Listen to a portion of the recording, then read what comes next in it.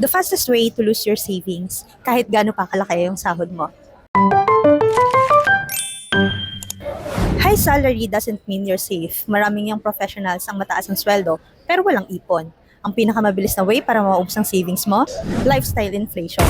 Every increase sa sahod, may bagong gastos. Mas mahal na rent, mas madalas na travel, at mas mahal na lifestyle.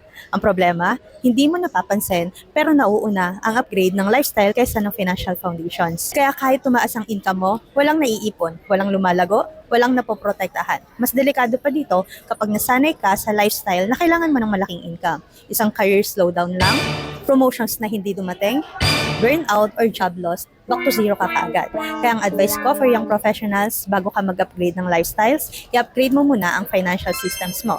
First is automatic savings, next is emergency fund, third is investment, and most important is the health and income protections. Kasi ang goal, hindi lang mataas na sweldo. Ang goal is financial stability kahit anong mangyari sa career mo. Remember, you don't lose savings overnight. You lose it slowly without a system. If you want help building a system that grows with your career, just message me or check the link in my bio.